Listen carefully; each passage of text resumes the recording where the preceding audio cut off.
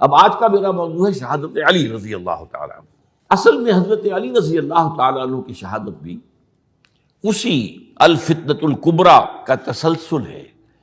وہ جو عبداللہ ابن سبا کا پیدا کردہ عظیم ترین فتنہ تھا، اسی کا ایک نتیجہ حضرت علی کی شہادت بھی ہے، لیکن وہ بات ذرا تفصیل سے سمجھنی ہوگی۔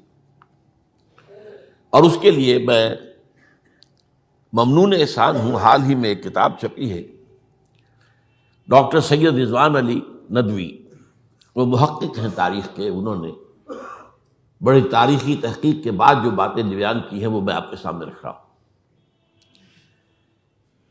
عرب میں جنوب مغرب کی کونے میں، جہاں یہ یمن بھی آباد ہے، اس کے اوپر نجران ہے، اسی علاقے میں یمامہ کا علاقہ کہلاتا ہے۔ یہاں ایک قبیلہ آباد تھا، بنو تمیم۔ یہ جو لوگ تھے بڑے کرخت مزاج، جنگجو، اکھڑ، ضدی، اور جس بات کو ایک دفعہ مان لے اس پر اڑ جانے والے اور مر مٹنے والے۔ یہیں سے فتنہ پہلا اٹھا تھا، سب سے بڑا جو نئے جھوٹے نبی کھڑے ہوئے تھے ان میں سب سے بڑا تو مسیلمہ کذاب تھا، یہی تو علاقہ تھا۔ اور اس کے خلاف اس فتنے کی سرکوبی میں کتنے صحابہ، 1200 صحابہ ایک جنگ کے اندر شہید ہوئے، جن میں 500 جو ہیں وہ حفاظ تھے رضی اللہ تعالیٰ عنہ۔ تو یہ لوگ جو یہ تھے بڑے زوردار تھے۔ اس قبیلے کے بارے میں حضرت عمر رضی اللہ تعالیٰ عنہ نے ایک بڑی عجیب حکمت عملی اختیار کی۔ ان کو وہاں سے اکھاڑ کر اور ایران کی سرحدوں پر آباد کر دیا، اب جہاں پر جہاد ہو رہا تھا، تاکہ ان کے اندر جو یہ جنگجوئی ہے یہ اب اس مقصد کے لیے استعمال ہو،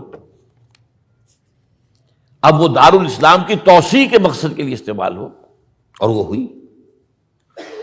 حضرت عمر نے 2 چھاونیاں بنائی تھی رضی اللہ تعالیٰ، کوفہ اور بصرہ، کیونکہ ظاہر بات ہے کہ اب جو اسلام کا دائرہ پھیل رہا تھا اور اسلامی حکومت پھیل رہی تھی، اور زیادہ تر جو ہے مشرق کی طرف پھیل رہی تھی، ایران اور خراسان وغیرہ کی طرف، تو اب مدینے سے اس کا کنٹرول اتنا آسان نہیں تھا، فاصلہ تھا، تو چھاونیاں بنائیں تاکہ یہ اس سرحد کے اوپر یہ موجودہ مرکز رہے، یہاں فوجیں موجود رہیں، کہیں کوئی بغاوت ہو تو اس کو کچلنے کے لیے وہ قوت فوری طور پر دستیاب ہو سکے۔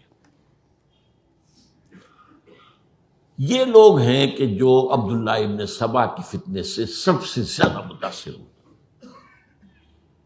ان کی مزاج میں وہ کجی تو تھی نا۔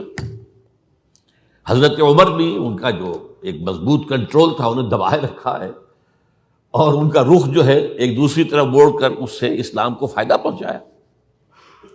لیکن اس کے بعد جب فتنہ جو آیا یہ عبداللہ ابن سبا، تو سب سے بڑھ کر یہی لوگ اس کے ماننے والے، اور انہی میں سے وہ لوگ تھے جنہوں نے جانیں بھی دے دی ہیں، جنہیں حضرت علی نے زندہ جلایا ہے، اس لیے کہ وہ کہتے تھے کہ علی خدا ہے۔ اے علی تم خدا ہو، تم ہمیں آگ میں جلا رہے ہو، یہ تو تم ہمارا امتحان لے رہے ہو۔ وَلَنَبْلُوَنَّكُمْ بِشَيْءٍ مِّنَ الْخَوْفِ وَالْجُوعِ وَنَقْصٍ مِّنَ الْأَمْوَالِ وَالْأَنفُسِ وَالثَّمَرَاتِ۔ اب وہ اس آیت کو اپنے اوپر منطبق کر رہے ہیں۔ تو یہ جو کرخت لوگ تھے، انہوں نے در حقیقت جو ہے عبداللہ ابن سبا کے کردار میں سب سے بڑا رول پلے کیا، اور انہی کے ہاتھوں حضرت عثمان شہید ہوئے رضی اللہ تعالیٰ۔ اور اس کے بعد انہوں نے حضرت علی رضی اللہ تعالیٰ عنہ کو اپنے گھیرے میں لے لیا، کیونکہ انہی کی کثیر تعداد موجود تھی مدینے میں جب حضرت عثمان شہید ہوئے۔ اس کے بعد اب ظاہر بات ہے کہ کوئی نہ کوئی تو خلیفہ ہونا چاہیے تھا۔ حضرت طلحہ سے کہا گیا، انہوں نے معذرت کر لی، حضرت زبیر سے کہا گیا، انہوں نے معذرت کر لی۔ اب ظاہر بات ہے کہ حضرت علی آخر امت کو چھوڑا تو نہیں جا سکتا تھا بغیر امام کے، انہوں نے قبول کر لی، اگرچہ حضرت حسن روکتے رہے کہ ابا جان یہ ان لوگوں کی بیعت جو ہے آپ قبول نہ کیجیے۔ حضرت حسن تو ان میں سے ہے جو حضرت عثمان کے دروازے پر کھڑے تھے پہرے دار کی حیثیت سے، حسن اور حسین رضی اللہ تعالیٰ عنہ، انہیں تو معلوم تھا فتنہ جو کون لوگ ہیں۔ اس کے بعد حضرت علی رضی اللہ تعالیٰ عنہ نے اسی حکمت سے، جس حکمت کے تحت حضرت عمر نے یہ چھاونیاں آباد کی تھی، دارالخلافہ بھی مدینے سے کوفہ منتقل کر دیا تاکہ پورے عالم اسلام کو کنٹرول کیا جا سکے اس مرکز کے ساتھ۔ اس کا نتیجہ یہ نکلا کہ اب گویا کہ حضرت علی کے گرد ان لوگوں کا گھیراؤ مکمل ہو. کوفے میں یہی تو آباد تھے، کوفی یہی تو تھے. حضرت عمر نے انہیں لا کے یہاں آباد کیا تھا. جب حضرت علی نے کوفے کو اپنا دارالخلافہ قرار دیا تو گویا کہ ان کا پھر عمل دخل بہت بڑھ گیا. ایک طریقے سے یوں کہا جا سکتا ہے کہ انہوں نے اب حضرت علی رضی اللہ تعالیٰ عنہ کو اپنے محاصرے میں لے لیا. چنانچہ جنگ جمل کے موقع پر یہ ہوا ہے کہ صلح ہو گئی تھی. حضرت عائشہ رضی اللہ تعالیٰ عنہ کے جو نمائندے تھے اور ادھر سے حضرت علی، صلح ہو گئی تھی، طے ہو گیا تھا کہ ہاں قاتلین عثمان کو جو ہے اس کو سزا دی جائے گی، قصاص لیا جائے گا حضرت عثمان کی قتل کا. لیکن ان لوگوں نے 10,000 آدمی کھڑے ہو گئے کوفے کے اندر، ہم سب قاتل ہیں عثمان کے، لو قصاص ہم سے اگر لے سکتے ہو. جس کے نتیجے میں اور انہوں نے جنگ شروع کر دی. اور جب جنگ شروع ہو جائے تو پھر اس کے بعد تو کوئی نہیں دیکھ سکتا کیوں شروع ہوئی، کیسے شروع ہوئی، کس نے شروع کی. اب تو یا مارو یا مرو، دو ہی باتیں ہوتی. 10,000 مسلمان ایک رات میں شہید ہوئے جنگ جمل میں. اب اس کے بعد حضرت علی رضی اللہ تعالیٰ عنہ کی خلافت جو ہے حضرت امیر معاویہ نے ماننے سے انکار کر دیا. جب تک قاتلین عثمان کو سزا نہیں دیتے ہم بیعت نہیں کریں گے. یہ نہیں کہ دعویٰ کیا ہو کہ میں خلافت کا حقدار ہوں، یہ نہیں، لیکن یہ کہ آپ کو ان کو سزا دینی چاہیے. اب یہ تھا وہ مخمصہ جس میں حضرت علی رضی اللہ تعالیٰ عنہ وہ فرماتے تھے تم میرا ساتھ دو تو میں ان قاتلین عثمان سے سزا جو ہے ان کو سزا دے سکتا. ادھر انہیں پتا تھا کہ میں سرنڈر کرتا ہوں تو مجھے علی تک تو پہنچنے کوئی نہیں دے گا، راستے میں ختم کر دیں گے رضی اللہ تعالیٰ عنہ. تو یہ پیچ تھا ایک جو ایسا پڑا ہے. اب اس میں جب حضرت معاویہ اور حضرت علی کے مابین فیصلہ کن جنگ ہوئی، جنگ صفین جسے کہتے ہیں، جس میں 70,000 مسلمان ایک دوسرے کی تلواروں، تیروں، نیزوں سے قتل ہوئے. اس موقع پر حضرت معاویہ کی طرف سے ایک آفر آئی. قرآن مجید کو نیزے پر اٹھا کر لوگوں نے کہا کہ یہ خونریزی بند کر دو، ہم قرآن کا فیصلہ ماننے کو تیار. حضرت علی دیکھ رہے تھے کہ یہ اصل میں میری فتح کو شکست سے بدلنے کا پروگرام ہے. تقریباً فتح میری ہو چکی ہے، لیکن یہ جو طبقہ تھا یہ انہوں نے کہا نہیں بڑی ٹھیک بات کہہ رہے ہیں، وہ مانیے ان کی بات، جنگ بند کی.